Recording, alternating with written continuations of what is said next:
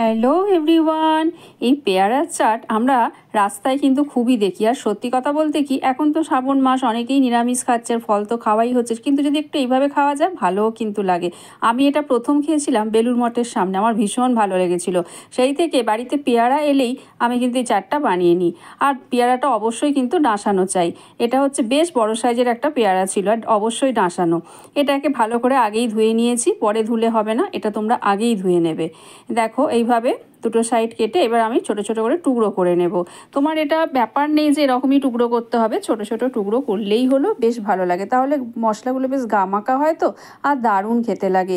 এটা কিন্তু তোমরা পেয়ারা ছাড়াও যে আমরা হয় না, বিলাতি আমরা যেটাকে বলি, ওটা দিয়েও কিন্তু ভালো হয়, আম দিয়ে হয়। আমি তো বেলুড় মঠেই পেয়ারার চাটটাই খেয়েছিলাম।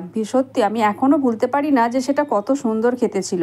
তো ওটাই ভেবে, মানে এখন ওটাই আমি পেয়ারা বললাম না আনলেই খাই, সেই জন্য ভাবলাম তোমাদের সাথে রেসিপিটা শেয়ার করে নিই। তোমাদেরও ইচ্ছে গেলে কিন্তু তোমরা এটা বানিয়ে খেতেই পারো, যদিও এটা অনেকেই জানে, তবুও যারা জানে না তাদের জন্য রইল এই ভিডিওটা। এইবার দেখো ছোট ছোট করে কেটে নিচ্ছি। কে কোথা থেকে ভিডিও দেখছো অবশ্যই কিন্তু জানিও কেমন। আর ভিডিও ভালো লাগলে অবশ্যই কিন্তু একটা শেয়ার করো, লাইক করো, আর পেজটাকে কিন্তু ফলো করে দিও। দেখো একদম আমি কিন্তু এখানে বেশ ছোট ছোট করে কেটেছি, এত ছোট না করলেও কিন্তু হবে। আর এমন কিছুই লাগছে না, বাড়িতে মোটামুটি আমাদের এগুলো থাকেই। কাঁচা লঙ্কা লাগবে, আর সাদা নুন আর কালো নুন, মানে আমরা যেটাকে বিট লবণ বলি, তাহলে কিন্তু বেশি ভালো লাগে খেতে। এইবার দেখো ছোট ছোট টুকরো করে নিয়েছি, আর দেখো কতটা হয়েছে একটা পেয়ারাতে। আর এখন তো বর্ষাকাল, এখন তো পেয়ারারই সিজন, এখন প্রচুর পেয়ারা পাওয়া যায়, দামেও বেশ সস্তা হয়। এইবার দেখো পেয়ারাগুলো বললাম না আগেই ধুয়ে নিয়েছিলাম, এইবার আমাদের কিন্তু একে একে মশলা মেলাবার পালা। আর তার জন্যই তো সুন্দর লাগে। আমি দেখো যেহেতু এখানে একটা পেয়ারা, এটা লেবুটাও বেশ বড় সাইজ ছিল, তাই আধখানা লেবু আমি এখানে কেটে নিচ্ছি। লেবুটা দিলে কি হয়, বেশ টক ঝাল ব্যাপারটা আসে, সেই জন্য। কারণ পেয়ারাতে তো আর টক নেই সেভাবে, সেই জন্য।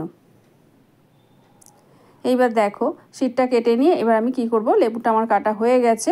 এইবার দেখো লেবুর রসটা কিন্তু এর মধ্যে দিয়ে দেব। দানাটা অবশ্যই ফেলে দেবে, যদি ভুল করে দানা থেকে যায় খেতে গিয়ে মুখে পড়ে যেতে পারে, সেই জন্য। তো দেখো লেবুর রসটাও দিয়ে দিলাম। আর বললাম 2 রকম নুনই কিন্তু দেবে।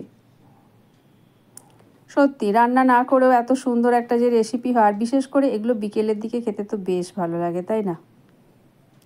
এবার দেখো পরিমাণ মতো একটুখানি দিয়ে দিলাম সাদা নুন, আর দিয়ে দেব এখানে মাস্টার্ড সস বা কাসুন্দি। কাসুন্দিতে তো একটা টক ভাব থাকেই, আমের কাসুন্দি যেগুলো হয়, আর এমনি কাসুন্দিও পাওয়া যায়। তো এখানে দিয়ে দিলাম। তারপর দেখো এখানে দিয়ে দিলাম ওই যে কালো নুন, আর এখানে কাঁচা লঙ্কা বাটা দুটো দিয়ে দিচ্ছি, ব্যাস। এখানে তোমরা ধনে পাতাও দিতে পারো, যদিও আমি দিইনি। তো দেখো এইবার খুব ভালো করে কিন্তু আমি মিশিয়ে নিচ্ছি, এটুকুই যা কাজ। অনেকে এতে সর্ষের তেলও দেয়, আমি এখানে সেটা দিচ্ছি না, কারণ কাসুন্দিতে একটু তেল ভাব কিন্তু থাকেই, তাই আর দিলাম না। দেখো দেখলেই মনে হচ্ছে না, জিভে জল এসে যাচ্ছে। যদি মানে খেতে চাও আর না বানাতে পারো, আমার কাছে চলে এসো কেমন, আমি তোমায় বানিয়ে খাওয়াবো। অবশ্যই কিন্তু তোমরা ট্রাই করো। এইবার তোমাদের একটা ছোট্ট কাজ, চটপট যাও ইউটিউবে FORN ফোড়ন বলে সার্চ করো, আর আমাদের চ্যানেলটাকে সাবস্ক্রাইব করে দাও, আর বেল আইকন কিন্তু প্রেস করতে ভুলো না। তাহলে কি হবে, নিত্য নতুন যা রেসিপি ছাড়ি না কেন আগে তোমার কাছে নোটিফিকেশান পৌঁছে যাবে। আর যদি ফেসবুক থেকে তোমরা ভিডিওটা দেখে থাকো, তাহলে কিন্তু পেজটাকে ফলো করে দিও, আর লাইক শেয়ার কমেন্ট করো।